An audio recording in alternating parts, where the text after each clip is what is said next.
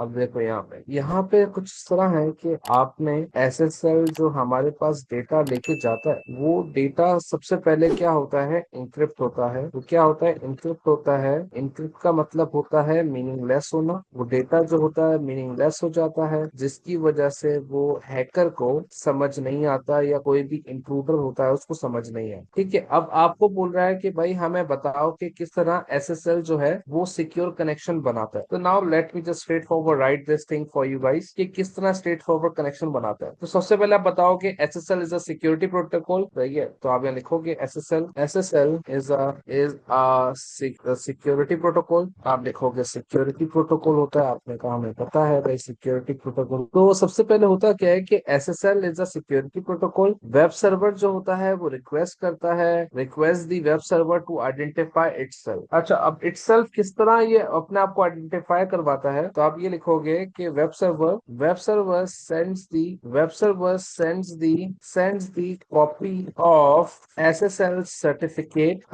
Copy of SSL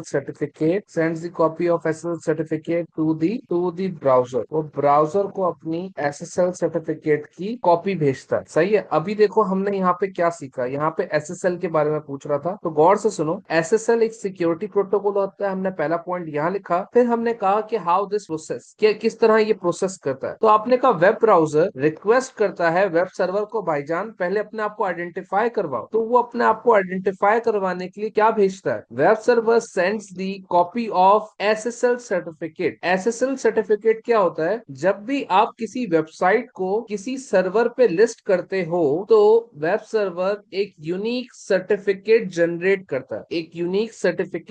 करता है, जो कि उस वेबसाइट के लिए यूनिक होता है। अगर उस वेबसाइट के लिए यूनिक नहीं होगा तो मसला ये आ जाएगा कि you can search multiple websites of the same name. तो इसलिए आपका सर्टिफिकेट यूनिक होना चाहिए, वो स्पेसिफिक होना चाहिए टू दी वेबसाइट। तो आपको ये बात समझ आ गई? तो जब आप पैदा होते हो तो सबसे पहले आपका बे फॉर्म बनता है, which is the birth identity, के भाई आप कहाँ पे पैदा हुए हो, आपका जो एनआईसी नंबर है वो क्या है, आपका जो पासपोर्ट नंबर है वो क्या है। ये पहले से ही अलॉट कर दिया जाता है ताकि जब आप बड़े हो और वो आपका यूनिक एड्रेस हो, ताकि आपको ट्रेस आउट किया जा सके। तो उसी तरह it's the SSL certificate which is given to the websites जो कि सर्वर पे लिस्टेड होती हैं, ताकि वो मेक श्योर कर सकें कि वो ऑथेंटिक है। बहरहाल बहरहाल इट्स दी अदर एक्सपेक्ट, लेकिन अब यहाँ पे समझते हैं। तो वेब सर्वर अपने आप को आइडेंटिफाई करवाने के लिए क्या भेजता है? एसएसएल सर्टिफिकेट भेजता है, copy of the SSL certificate to the browser. Browser क्या होता है मैंने आपको बताया था, जैसे कि गूगल हो गया, आपके पास फायरफॉक्स हो गया, और जो अमीर लोग हैं, मैं तो गरीब आदमी हूँ, और जो अमीर लोग हैं तो they have the safari. IPhone के अंदर सफारी होता है, और हमारे पास क्या होता है, हम गरीबों के पास और कुछ होता नहीं है, वैसे गूगल ब्राउजर ही होता है। तो दीज आर दी ब्राउजर्स। तो ब्राउजर में कंफ्यूज मत होगा। फिर क्या करता है browser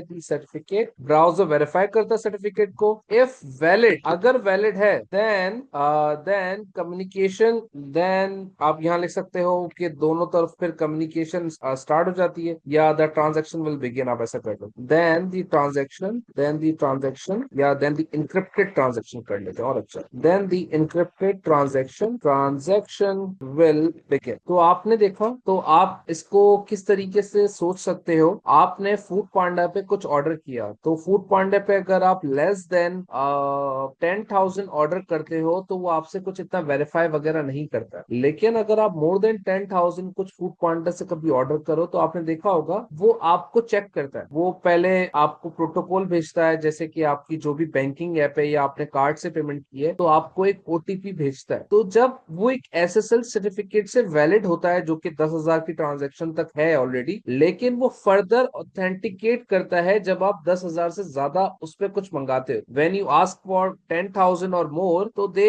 have the second validation, जो कि आपसे पूछता है इन अ फॉर्म ऑफ ओटीपी। आपने कभी नोटिस किया है, जब आप कभी बड़ी ट्रांजेक्शन करते हो तो they give you the OTP. तो इस तरीके से क्या होता है कि आपकी ट्रांजेक्शन को और सिक्योर बनाता है, बिकॉज आजकल फ्रॉड जितने हो रहे हैं, तो इस वजह से ट्रांजेक्शन को सिक्योर बनाना इजी है और जरूरी भी है। और इसलिए एसएसएल सर्टिफिकेट या टीएलएस, जो कि आप A2 के अंदर पढ़ोगे, टीएलएस ट्रांसपोर्ट लेयर सॉकेट, ये और फर्दर वर्जन है या और एडवांस वर्जन है ऑफ एसएसएल। ठीक है, तो मुझे बताओ हतीम, नबिहा, नूर, सारा, सोले एंड राहिम, क्या ये बात आप लोगों को क्लियर है कि हाउ एसएसएल वर्क्स? ठीक है, ये तो कुछ पुराना चैप्टर चल रहा था तो सारा आपके लिए थोड़ा ऊपर से जाएगा थोड़ी देर के लिए, लेकिन once you watch the recordings जो कि प्रीवियस हैं तो आपको अंदाजा हो जाएगा कि हम क्या कर रहे हैं। राहिम बेटा, आपने भी क्लासेस मिस की थी, बेशरम आदमी, क्या कर रही है? सौले ने भी मिस की है क्लासेस, मुझे लगता नहीं है आप लोगों को अक्टूबर नवंबर में देने। बहरहाल यहाँ पे हमारा साइबर सिक्योरिटी वैसे कंप्लीट हो चुका है और पास पेपर्स के साथ कल इसका भी टेस्ट है, और टेस्ट का मैंने स्केड्यूल बता दिया है, टाइम टेबल मैं बता देता हूँ कि किस एग्जैक्ट टाइम पे होगा, ताकि आप लोग सब अवेलेबल रहें। जो अवेलेबल नहीं होगा देयर लॉस, क्योंकि आपको जब अपना टेस्ट करने का रिजल्ट पता नहीं चलेगा तो आप कैसे इंप्रूव करेंगे? ठीक है, तो मेक श्योर जो भी टाइम दिया जाए उस पे आप टेस्ट एटलीस्ट दें, ताकि पता चले कि आप कितने केपेबल हैं। तो बहरहाल this is the end of the cyber security. तो आज हम कुछ नया चैप्टर स्टार्ट करते हैं। Let me just pause this recordings.